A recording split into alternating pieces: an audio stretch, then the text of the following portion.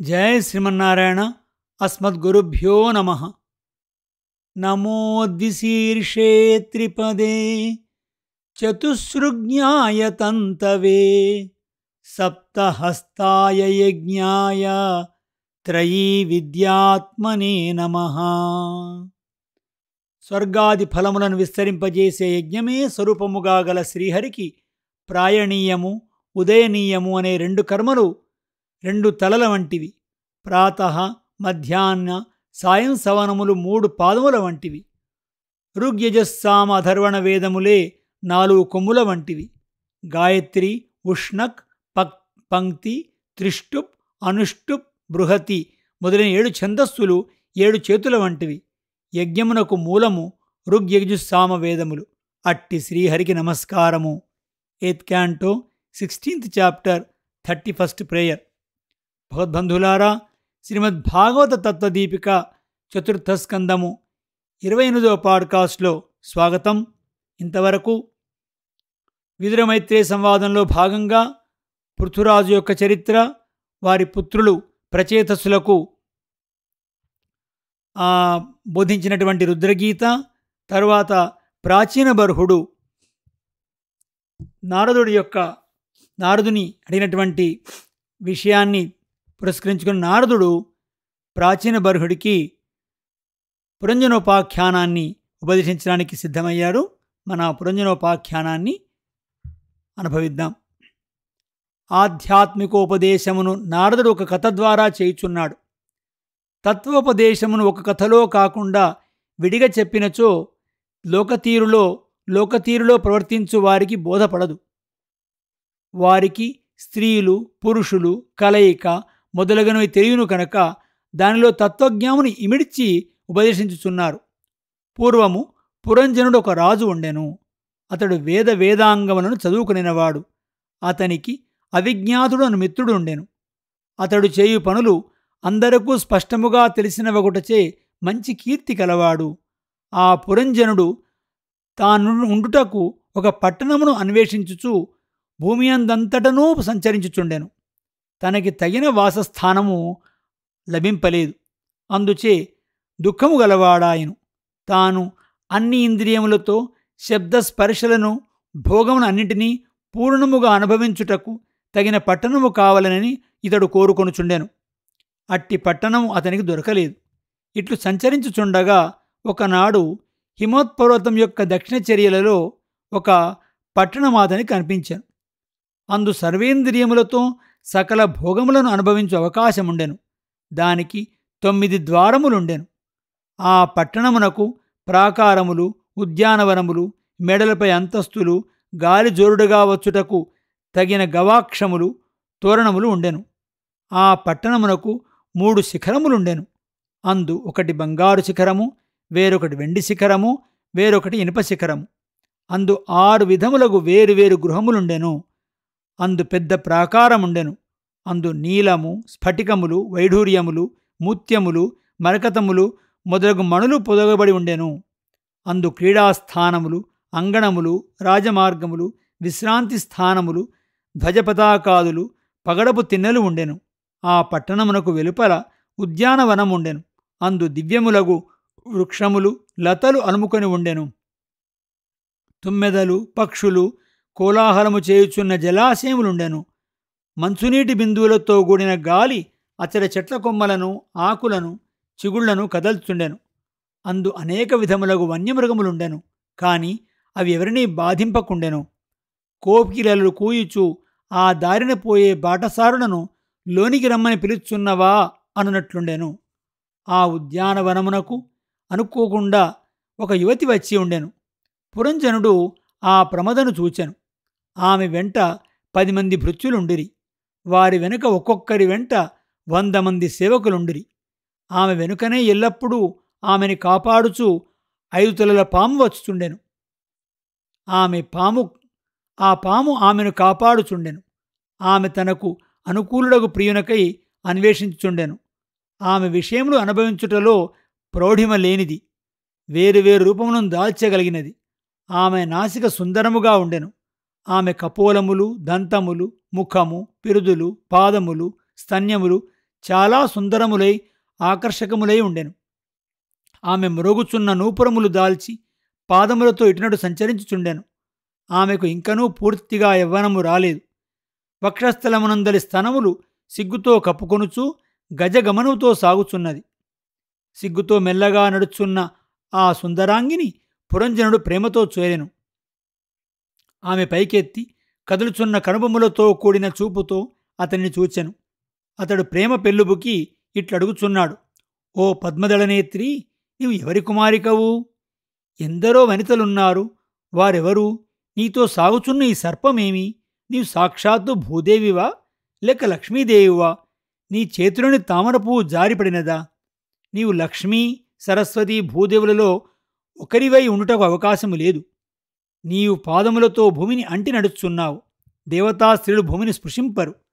లక్ష్మీదేవి యజ్ఞపురుషుడకు విష్ణువుతో కలిసి వైకుంఠములో ఉన్నట్లు నాతో కలిసి నీవి పట్టణమును అలంకరించి ఉండుటకు తగుదువు. నీవు మందహాసముతో సిగ్గుతో సవిలాసముగా చూచిన చూపు నా మనసును వశపరుచుకొనినది. మన్మధుడు నన్ను బాధించుచున్నాడు, అనుగ్రహింపుము. సిగ్గుతో నీవు తలదించుకొని ఉండకుము. ముఖము ఎత్తి నాకు చూపుము. అందమైన కనుబొమలు, నల్లని కనుపాపలు, వ్రేలాడు ముంగురులు, మధురమగు మాటలు, పవిత్రమైన మందహాసము నాపై ప్రసరింపజేయుము అని పురంజనుడు ధైర్యము చెడి యాచింపగా ఆ వనితారత్నము ఆ వీరుని చూచి మోహించినది. అతన్ని మోహింపజేసినది. అతడు అడిగిన ప్రశ్నలకు ఆమె సమాధానము చెప్పుచున్నది. నన్ను కనినవారెవరో నాకు తెలియదు. మా వంశము నాకు తెలియదు. ఇప్పుడు నేను ఈ పట్టణంలో ఉన్నాను. నిన్ను నన్ను తప్ప వేరొక విషయం నాకు తెలియదు. నీవును నేనును ఉండుటకు ఈ పట్టణమును నిర్మించిన వారెవరో నాకు తెలియదు. నా వెనుక వచ్చుచున్న ఆ 11 మంది భటులు, ఆ స్త్రీలు నాకు మిత్రులు, చెలికత్తెలు. ఈ సర్పము నేను నిద్రించుచున్నను ఈ పట్టణమును కాపాడుచూ మేలుకొని ఉండును. అదృష్టవశముచే నీవు వచ్చితివి. గ్రామ్యములకు కామములను కోరుచున్నావు. నేను నా బంధువులతో కూడా నీకు కావలసిన భోగములను సంపాదించెదను. ఈ 9 ద్వారములు గల పట్టణమున నాతో కలిసి నేను సంపాదించి పెట్టడి భోగములను అనుభవించుచుండుము. నీ వంటి భోగానుభవం తెలిసిన వారిని తప్ప భోగ ప్రసంగము లేని వారిని నేను వరింపను. కొందరు సుఖము వలదని తిరస్కరింతురు. కొందరు మరణమునకు భయపడకుండా ఉందురు. రేపు రాబోయేడి సుఖములను అనుభవింపవలనని కొందరు ఎరుంగరు. అట్టివారు పశువుల వంటి మూర్ఖులు. వారిని నేను కామించను. ఈ పట్టణములో ఉన్నంతకాలము మనం అనుభవింపవలసినవి అర్ధకామములు, పుత్రసుఖము, కీర్తి, దుఃఖము లేని నిర్మలమైన లోకములను మనం పొందవలెను. ఇట్టి జ్ఞానము లేనివారు ఆదరింపదగినవారు కారు. గృహస్థ ధర్మము పితృదేవతలకు, దేవతలకు, పురుషులకు, మనుషులకు, భూతములకు మనక్కూడా క్షేమమును కలిగించును. నీవంటి కాముకుడు, త్యాగి, దానశీలుడు, సుందరుడు, అనుభవింపదగిన భోగమునందు దృష్టి గలవాడు, భావుకుడగు భర్త లభించిన నాడు ఎవతి కాదనగలదు? స్వయముగా తనంత తానే వరించును. నీవంటి మహాపురుషులు దాసుల మా మనసులలో ఉన్న బాధలు తొలగించుటకు అంతటనూ సంచరింతురు. దయతో మందహాసముతో మీరు చూచెడు చూపే మనసులోని బెంగలను తొలగింపగలదు. పురంజనుడు ఆ యువతితో కలిసి భార్యాభర్తలుగా అన్యోన్య సంకేతమును చేసుకొని దైవవశముచే దృఢమైన బంధము ఏర్పడి నగరమును ప్రవేశించి 100 సంవత్సరములు ఆనందించుండిరి. వారు ఒకప్పుడు గాయకులు, లలిత గానమును చేయుచుండగా ఆనందించుండిరి. ఒకప్పుడు స్త్రీలతో కూడి గ్రీష్మ ఋతువులలో జలక్రీడను అనుభవించుచుండిరి. ఆ పురమునకు 7 ద్వారములు ముందు వైపు, 2 ద్వారములు వెనకవైపు కల్పింపబడినవి. ఆ మార్గములలో ఆయా విషయములకు ఒక్కొక్క ద్వారము నుండి పురము నుండి వెలువడి ఏగుచుందురు. ముందు వైపునున్న ద్వారములో 5 ద్వారములు తూర్పు వైపుగను, ఒక్కటి దక్షిణమునకు, ఒక్కటి ఉత్తరమునకు ఉండెను. పడమట వైపు 2 ద్వారములుండెను. తూర్పు వైపు ద్వారములో ఒకచోట 2 ద్వారములుండెను. ఒక ద్వారము ఖద్యోత, మరి ఒక ద్వారము అవిర్ముఖి. పురంజనుడు ఈ ద్వారము నుండి బయటకేగునప్పుడు జుమంతుడను మిత్రునితో బయలువెడలెను. ఆ మిత్రునితో వెళ్ళెడి దేశము పేరు విభ్రాజితము. అట్లే తూర్పువైపు మరి 2 ద్వారములు ఒక్కచోటనే ఉండెను. అందు ఒకటి నళిని, రెండవది నాళిని. ఈ ద్వారము నుండి వెలువడినప్పుడు పురంజనుడు అవధూతుడు అని మిత్రుడితో కలిసి బయల్పడును. సౌరభమును దేశమున కేగును. తూర్పువైపు ముఖ్యమగు ద్వారమున్నది. ఆ ద్వారము నుండి పురంజనుడు వెలుపల కేగునప్పుడు రసజ్ఞుడు, విపనుడు అని మిత్రులతో కూడి ఆపణము, బహూదనము అనడి దేశముల కేగుచుండును. ఇంకా ఆ పట్టణముకు దక్షిణం వైపు ఉన్న ద్వారము పితృహు అని పిలువబడును. ఎడమవైపు ఉన్న ద్వారము దేవహు అని పిలువబడును. దక్షిణ ద్వారము నుండి వెడలినప్పుడు శృతధరుడనే మిత్రునితో కలిసి దక్షిణ పాంచాల దేశమున కేగును. దేవహోను ద్వారము నుండి శృతధరుడు మిత్రునితో కలిసి ఉత్తర పాంచాలమున కేగును. పడమటి వైపు ఆసురి అనడి ద్వారమున్నది.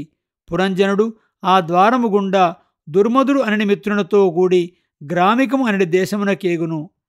పడమటి వైపు నిరుతి అనడి ద్వారమున్నది.